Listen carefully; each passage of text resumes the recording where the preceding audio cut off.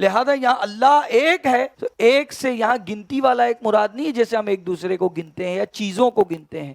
اللہ تبارک و تعالی گنتی میں آنے سے پاک ہے. اللہ ایک ہے کیا مطلب ہے؟ یہاں مراد کیا ہے؟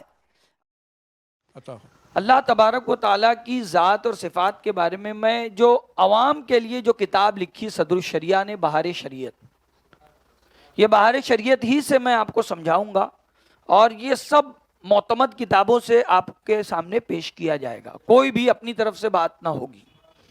یہ بہار شریعت ہے اور صدر الشریعہ کی جو پہلی عبارت ہے جو انہوں نے عوام اہل سنت کے لیے لکھا. لیکن غور کریں، ہماری عوام کو میں دعوت فکر دوں گا، ہم لوگ کہاں ہیں؟ دنیا میں ڈوبے ہوئے ہیں. ہم کو یہ معلوم ہے کہ فلاں ملک کا پرائم منسٹر کون، فلاں کھلاڑی کا نام کیا، فلاں کھیل میں کیا ہوتا ہے، وہ فلاں کرکٹر نے کتنے رن بنایا، فلاں لیڈر نے کیا کیا، انقلاب فرانس کیا تھا، اور پتہ نہیں ساری جنرل نالج ہم سیکھتے جا رہے ہیں. لیکن بنیادی اعتقادات کو سیکھنے سے ہم کو شوق نہیں. تو آج میں اسی کے جو پہلی عبارت ہے صدر الشریعہ کی، اس کی کچھ تشریح مختصر طور پہ آپ کے سامنے پیش کروں گا.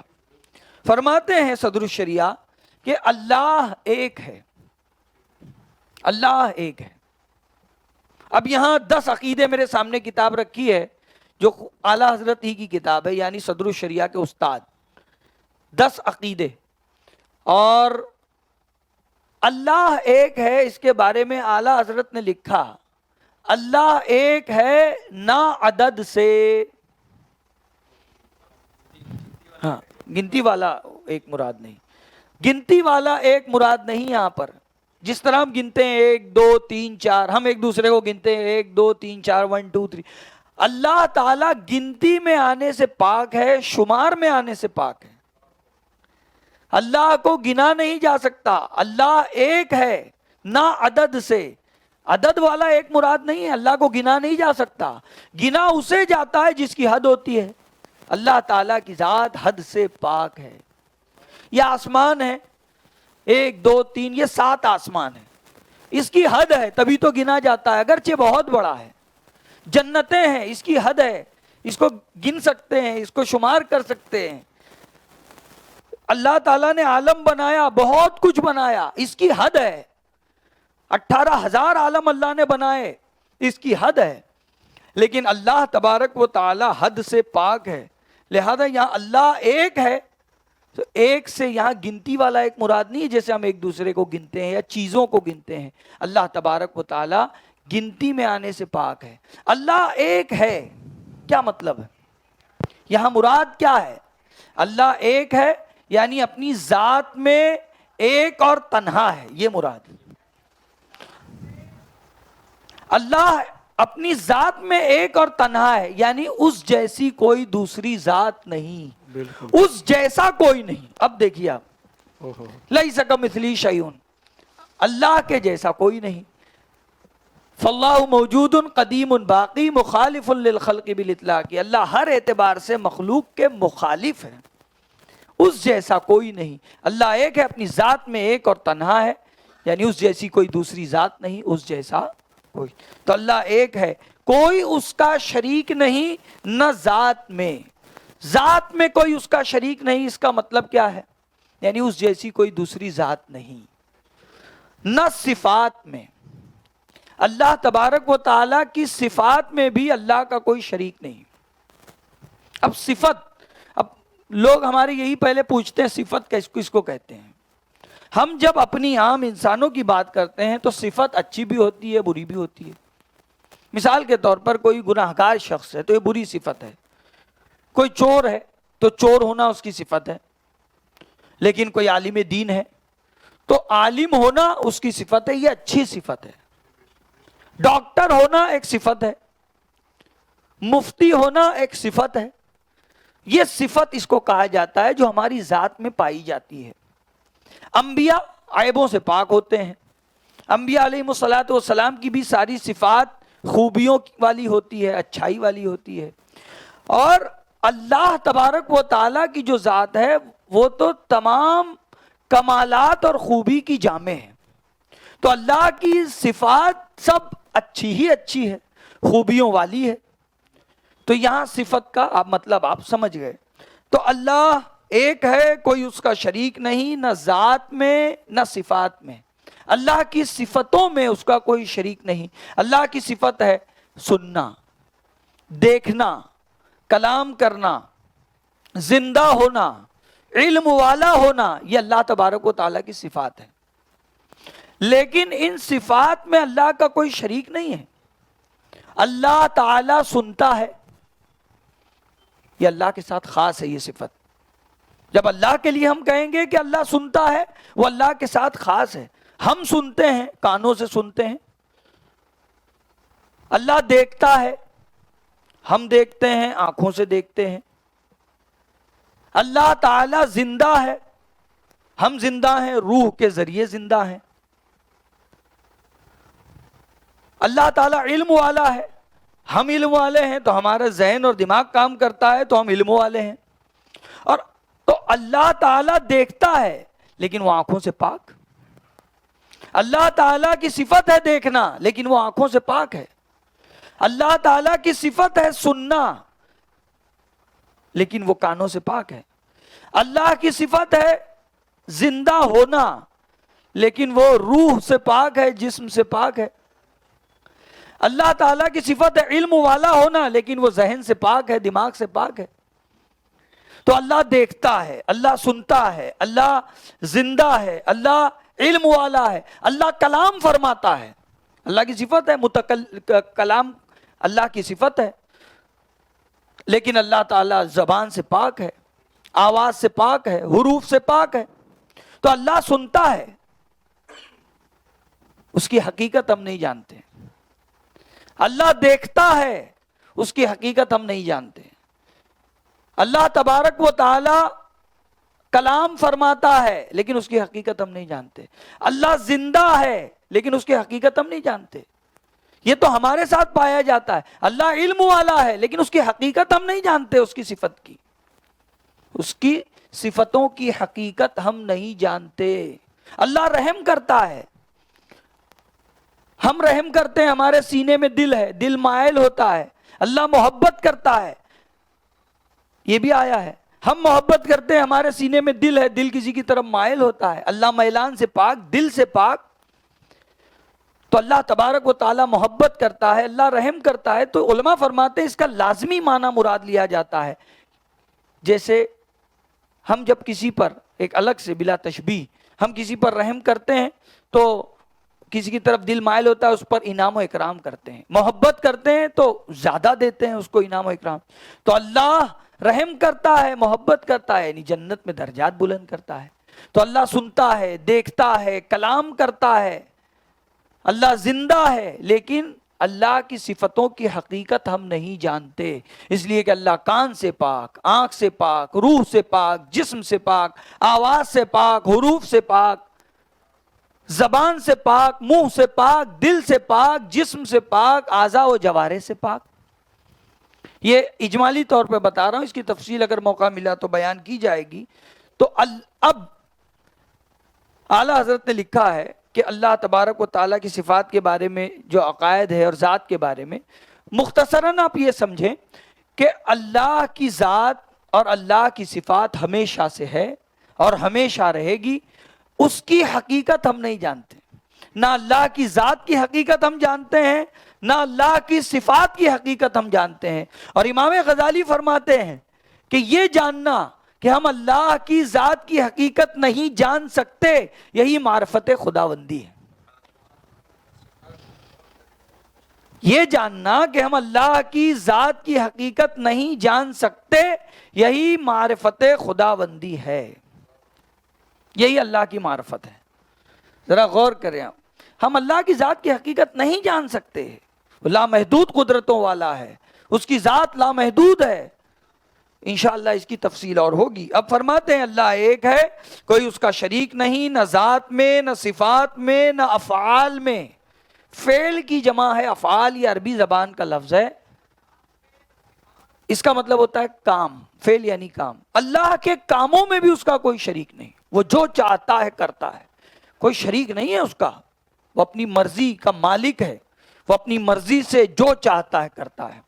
اسی طرح اللہ کے احکام میں بھی اس کا کوئی شریک، حکم کی جمع ہے احکام، عربی زبان کا لفظ ہے، حکم دینے میں بھی اللہ کا کوئی شریک نہیں، وہ جو چاہتا ہے حکم دیتا ہے، اس حکم دینے میں، اور جو چاہا حکم دیا، اور جو چاہے گا حکم دے گا، اس حکم دینے میں بھی اس کا کوئی شریک نہیں ہے۔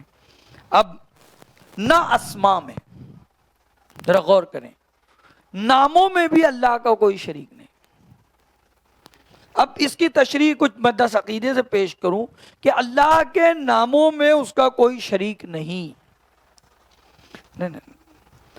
اللہ تبارک و تعالیٰ کے ناموں میں اس کا کوئی شریک نہیں۔ اللہ کے نام ہے سمیع، سننے والا، اللہ کا نام ہے بصیر، دیکھنے والا، اللہ کا نام ہے متکلم، کلام فرمانے والا، اللہ کا نام ہے حی، اللہ کا نام ہے قادر، قدرت والا، اللہ تبارک و تعالیٰ کا نام ہے علیم، علم والا۔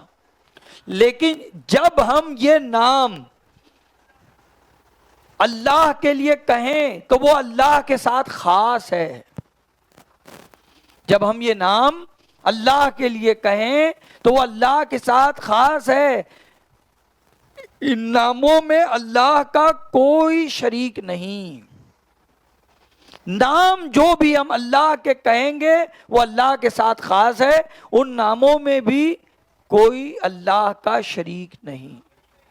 اب اس کی مزید وضاحت آپ دیکھیں، یہ 10 عقیدے میں سے میں پڑھ کر سناؤں، اور یہ جو ایک ہی نام کا اطلاق اس پر اور اس کی کسی مخلوق پر دیکھا جاتا ہے، جیسے علیم، علم والا، حکیم، حکمت والا، کریم، سمیع، سننے والا، بصیر، دیکھنے والا، اور ان جیسے اور نام، تو یہ محض لفظی موافقت ہے، نہ کہ معنوی شرکت، صرف اور صرف لفظی موافقت ہے۔ اعلیٰ حضرت فرماتے ہیں اس میں حقیقی معنی میں کوئی مشابہت نہیں، لہذا اوروں کے علم و قدرت کو اس کے علم و قدرت سے محض لفظی، یعنی فقط عین لام میم قاف دال را تا، عین لام میم علم، قاف دال را تا قدرت میں مشابہت ہے، نہ کہ شرکت معنوی۔ اوروں کو اس کے علم و قدرت سے صرف اور صرف عین لام میم قاف دال را تا میں مشابہت ہے، یعنی لفظی اور ظاہری موافقت اور مشابہت، صرف لفظی۔ جب ہم اللہ کے لیے علیم کہیں گے وہ اللہ کے ساتھ خاص ہے۔ بھائی ہم علم والے ہیں تو ہمارا ذہن و دماغ کام کرتا ہے تو ہم علم والے ہیں، اگر یہ صلاحیت اللہ ہم سے لے لے تو ہم علم والے کہاں سے رہیں گے؟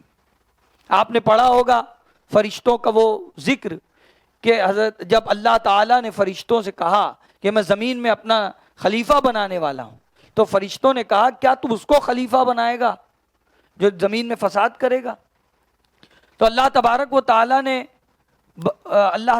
حضرت آدم علیہ السلام کو نام سکھائے، وعلم آدم الاسماء کلہا ثم عرضہم علی الملائکہ، پھر فرشتوں پر ان کو پیش کیا اور فرمایا کہ انبئونی باسماء ہؤلاء، ان کے نام مجھ کو بتاؤ۔ تو ان لوگوں نے کہا سبحانک لا علم لنا الا ما علمتنا انک انت العلیم الحکیم، اے رب تیرے لیے پاکی ہے، ہمیں کوئی علم نہیں۔ پہلے کہا کیا کہا؟ ہمیں کوئی علم نہیں، الا ما علمتنا، مگر وہ جو تو نے بتایا بس اتنا جانتے ہیں۔ انک انت العلیم الحکیم، تو جو ہے علم والا اور حکمت والا ہے۔ تو علم یہ اللہ کی عطا ہے، وہ اس نے چاہا تو ہمارے پاس علم ہے، اللہ باقی رکھے اس کو اور درست عقیدے پہ ہمیں موت عطا فرمائے۔ علم یہ اللہ کی عطا ہے اور اللہ کا علم یہ ذاتی ہے۔ تو اس طریقے سے جو اللہ تبارک و تعالیٰ کی صفات ہیں، اللہ کے جو نام ہیں، تو ناموں میں بھی اس کا کوئی شریک نہیں۔ ہم کہتے ہیں اللہ سمیع ہے، اللہ بصیر ہے، اللہ حی ہے، یہ نام اس کے ساتھ خاص ہے۔ ہم سنتے ہیں کانوں سے سنتے ہیں، ہم دیکھتے ہیں آنکھوں سے دیکھتے ہیں، ہم زندہ ہیں روح کے ذریعے زندہ ہے، اور اللہ ان ساری چیزوں سے پاک ہے۔ ہم بولتے ہیں زبان سے بولتے ہیں، منہ سے بولتے ہیں، حروف نکلتے ہیں، اللہ حروف، آواز اور زبان سے، منہ سے پاک ہے۔ تو اللہ تعالیٰ کے لیے جب علیم، قدیر، سمیع، بصیر، حی علیم، جو بھی نام کہے جائیں گے تو یہ صرف اور صرف اللہ تعالیٰ کے ساتھ خاص ہے. اللہ کے ناموں میں بھی اس کا کوئی شریک نہیں. اللہ فرماتا ہے ہل تعلم لہ سمیا، کیا اس کے نام کا دوسرا جانتے ہو؟ قرآن میں اللہ نے فرمایا ہل تعلم لہ سمیا، کیا اس کے نام کا دوسرا جانتے ہو؟ تو اللہ تبارک و تعالیٰ کے ناموں میں بھی اس کا کوئی شریک نہیں. ذرا آپ غور کریں، وہ خدا ہے اور ہم کو اس پہ پڑھنا چاہیے، کم از کم مختصراً تو پڑھو. اور بہرحال اب ہم آگے بڑھتے ہیں، اور اسی میں ہے کہ اللہ تبارک و تعالی واجب الوجود ہے. اب یہ ایک عقیدہ ہے اللہ کے بارے میں کہ جو خدا ہے وہ واجب الوجود ہے. واجب کا مطلب عربی زبان میں ہوتا ہے ضروری، اور وجود یعنی وجود. واجب الوجود جس کا وجود ضروری ہے. اللہ ہی کی ذات وہ ذات ہے جو واجب الوجود ہے. باقی جو بھی ہے، جو بھی اللہ نے مخلوق پیدا فرمائی، وہ سب کے سب ممکن الوجود ہے. اللہ کا وجود ضروری ہے، وہ ہمیشہ سے ہے. میں نے شعر کیا پڑھا، فاللہ موجود، اللہ موجود ہے. تو اللہ کی صفت واجبہ میں سے ایک صفت ہے وجود. یہ واجب صفت ہے تو واجب الوجود ہے، یعنی اس کا وجود ضروری ہے. وہ واجب الوجود ہے، اور باقی سب کچھ ممکن الوجود ہے. پہلے نہ تھا پھر وجود میں آیا. یہ عرش، کرسی، لوح، قلم، جنت، دوزخ، فرشتے، یہ سب اللہ کی مخلوق ہے. یہ زمانہ کیا ہے؟ یہ اللہ نے پیدا کیا ہے. یہ زمانہ ہم پر گزرتا ہے. یہ پاس، پریزنٹ، فیوچر، یہ ہم پر گزرتا ہے. اللہ اس سے پاک ہے. جو بھی حادث ہے اللہ کا اس سے تعلق نہیں، اللہ اس سے پاک ہے. تعلق نہیں کا مطلب کیا کہ اللہ اس سے پاک ہے. سب سے پہلے اللہ نے ہمارے نبی کے نور کو پیدا فرمایا. سب لوگ توجہ سے سنیں اور دھیان دیں. اللہ تعالیٰ نے سب سے پہلے ہمارے نبی کے نور کو پیدا فرمایا. اس سے پہلے کچھ نہ تھا. پھر اس نور کے ذریعے باقی چیزیں پیدا فرمائی. تو پتہ چلا کہ ہمارے نبی کے نور کو بھی اللہ نے پیدا کیا. اور جو پیدا ہوتا ہے وہ خدا نہیں ہوتا. کچھ لوگ میلاد کے معاملے میں بڑا واویلا مچاتے ہیں. میلاد منانا شرک ہے، میلاد منانا شرک. ارے بھائی یہ شرک کا انکار ہے. میلاد یہ اس میں ظرف ہے، مفتی صاحب بیٹھے ہیں، اور میلاد یہ اس میں ظرف ہے، پیدائش کا وقت. ہم پیدائش کا وقت مناتے ہیں، اور پیدائش کا جب ہم وقت مناتے ہیں تو اس بات کا اعلان کرتے ہیں کہ ہمارے نبی خدا نہیں، خدا کی مخلوق ہے. ہم اگر اللہ ہی کے بارے میں عقیدے کو صحیح طور پہ سمجھ جائیں تو یہ وہابی، یہ غیر مقلد ہماری عوام کو گمراہ نہیں کر سکیں گے. تو اس طریقے کے معاملات ہیں. تو واجب الوجود ہے اللہ تبارک و تعالیٰ کہ اس کا وجود ضروری ہے، اور یہ صفت صرف اللہ کے ساتھ خاص ہے کہ وہ واجب الوجود ہے. باقی جو بھی ہے وہ ممکن الوجود ہے، یعنی اللہ تبارک و تعالیٰ نے اس کو پیدا فرمایا. پہلے نہ تھی پھر اس کے بعد اس کا وجود ہوا. اب آگے فرماتے ہیں اور عدم محال، اللہ تبارک و تعالیٰ واجب الوجود ہے یعنی اس کا وجود ضروری ہے، اور عدم یعنی نہ ہونا محال ہے. جب اس کا وجود ضروری ہے تو اس کا نہ ہونا محال. وہ ہمیشہ سے ہے اور ہمیشہ رہے گا. وہ ہمیشہ سے ہے اور ہمیشہ رہے گا. یہ چیز آپ سمجھ گئے ہوں گے. اب آپ یہاں دیکھیں کہ وہ فرماتے ہیں کہ قدیم ہے، یعنی اللہ تبارک و تعالی ہمیشہ سے ہے، اور قدیم ہے یعنی ہمیشہ سے ہے، اور باقی ہے یعنی ہمیشہ رہے گا. فاللہ موجود قدیم باقی. اللہ موجود ہے، اس کے وجود کو ہم مانتے ہیں، کچھ سوچ نہیں سکتے اس کے بارے، بس وہ ہے، وہ موجود ہے، یہ ہمارے دل میں ہے، وہ جو بھی تصور آ رہا ہے وہ خدا نہیں. عربی میں آیا کل ما یخطر ببالک فاللہ غیر ذالک، جو بھی خطرہ، جو بھی خیال آپ کے ذہن میں آتا ہے اللہ اس کے علاوہ ہے. کل ما یخطر ببالک فاللہ غیر ذالک، جو بھی خیال، جو بھی خطرہ، جو بھی وسوسہ، جو بھی بات آپ کے ذہن اور خیال اور دل میں آتی ہے اللہ اس کے علاوہ ہے، یعنی اس جیسا نہیں ہے. وہ خدا نہیں ہے، وہ خدا کے جیسا نہیں ہے. جو تصور آپ کے ذہن میں آتا ہے، جہاں تک کہ آپ کی عقل کام کرتی ہے، جو آپ دیکھتے ہیں، سوچتے ہیں، سمجھتے ہیں. بھائی اولیاء اللہ تو لوح محفوظ کو دیکھتے ہیں، لیکن نہ وہ جو بھی اللہ، لیکن اللہ تبارک و تعالیٰ نے کے جیسا نہیں ہے. چاہے لوح محفوظ ہو، چاہے عرش و کرسی ہو، نہ وہ اللہ کے جیسا ہے نہ وہ اللہ ہے، وہ تو مخلوق ہے ہی. تو یہ سمجھانے کے لیے بتا رہا ہوں. یہ تو بات ہو گئی. تو فاللہ موجود قدیم، اللہ قدیم ہے یعنی ہمیشہ سے ہے، اور باقی یعنی ہمیشہ رہے گا. ہمیشہ سے ہے وہ، جب کچھ نہ تھا. میں نے سب سمجھا دیا ابھی کہ جب زمانہ بھی نہ تھا تب اللہ تھا. یہ زمانہ ہم پر گزرتا ہے، اللہ اس سے پاک ہے. اور باقی اللہ قرآن میں فرماتا ہے کل شیء ہالک الا وجہہ، ساری چیزیں ہلاکت کے قابل ہیں سوا اللہ کی ذات کے. سب چیزیں فنا ہو سکتی ہے سوا اللہ کی ذات کے. اللہ کی ذات کے بارے میں ہمارا عقیدہ ہے کہ وہ باقی ہے، اور یہ واجب عقیدہ ہے.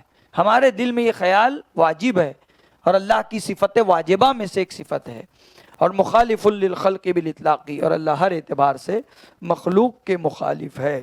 یہ ایک بات مختصر طور پر ہو گئی. اب یہاں ایک عقیدہ جو صدر الشریعہ نے بیان فرمایا اس کو میں سمجھا دوں کہ اللہ کی ذات کا ادراک عقلاً محال ہے. اللہ تعالیٰ کی ذات کا ادراک نہیں ہو سکتا. یہ توجہ سے آپ سنیں کہ اللہ کی ذات کا ادراک نہیں ہو سکتا، اس لیے کہ جو چیز ہماری سمجھ میں آتی ہے ہماری عقل اس کو گھیر لیتی ہے. اسی کو صدر الشریعہ نے فرمایا کہ جو چیز سمجھ میں آتی ہے عقل اس کو محیط ہوتی ہے، یعنی اس کا احاطہ کر لیتی ہے. ہم یہاں بیٹھے ہیں مفتی صاحب، یہاں پر دیواریں بنی ہیں، پردے لگے ہیں، لائٹ لگی ہے. اس کو میں دیکھوں گا جب لائٹ کو، تو یہ اس کے آگے پیچھے دائیں بائیں سے جب میں دیکھ لوں تو یہ پوری چیز میرے ذہن اور خیال میں آ جائے گی. احاطہ کر لیا میری عقل نے، اس کا گھیر لیا عقل نے. میں نے شعبان بھائی کو دیکھا، آگے پیچھے سے دیکھا، اب میری عقل میں شعبان بھائی کی ذات آ گئی، سمجھ میں آ گئی، مطلب عقل میں آ گئی، بیٹھ گئی. تو اللہ تبارک و تعالیٰ کی ذات کا ادراک عقلاً محال ہے. اللہ کی ذات سمجھ میں نہیں آ سکتی. فرمایا کہ جو چیز سمجھ میں آتی ہے عقل اس کو محیط ہوتی ہے، یعنی عقل اس کا احاطہ کر لیتی ہے، اور اس کو کوئی احاطہ نہیں کر سکتا.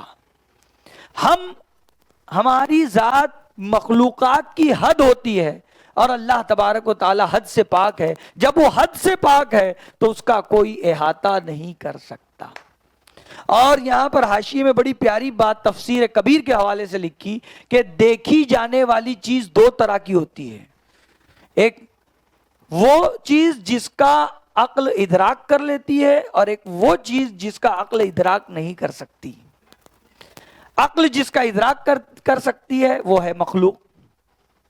بھائی اللہ نے ہمارے نبی کو سارے غیوب دے دیے، ساری مخلوق گویا کہ ہتھیلی پہ، تو اللہ تعالیٰ نے سب بتا دیا ہمارے نبی کو، تو عقل میں آ گیا. لیکن اللہ کی ذات کو جب ہم دیکھیں گے بھی تو عقل اس کا ادراک نہیں کر سکتی، سمجھ میں نہیں آ سکتی اس کی ذات. جب ہم جنت میں دیکھیں گے تو بس دیکھیں گے، ادراک نہیں ہو سکتا اس کی ذات کا. اس کی ذات کا ادراک محال ہے، وہ لامحدود، اس کی ذات لامحدود ہے. آپ یہ سمجھے. اور یہاں تفسیر کبیر کے حوالے سے بہار شریعت میں جو علماء پڑھنا چاہتے ہیں، بڑا پیارا ہے اور دعوت اسلامی کی طرف سے یہ چھپی ہے، تو اس کو آپ پڑھ سکتے ہیں کہ رویت مال احاطہ اور رویت مال غیر احاطہ، اس کی دو تقسیم فرمائی. اللہ کو ہم جب جنت میں بھی دیکھیں گے تو اس کی ذات کا ادراک نہیں ہو سکتا، اس کی ذات کا ادراک کوئی کر ہی نہیں سکتا، اس کی حقیقت کو کوئی سمجھ ہی نہیں سکتا. ارے جب ہمارے نبی کی ذات کی حقیقت نہیں جان سکتے ہم، کہ حضرت ابو بکر سے ہمارے نبی نے فرمایا اے ابو بکر میری ذات کی حقیقت کو میرے رب کے سوا کسی نے نہیں جانا.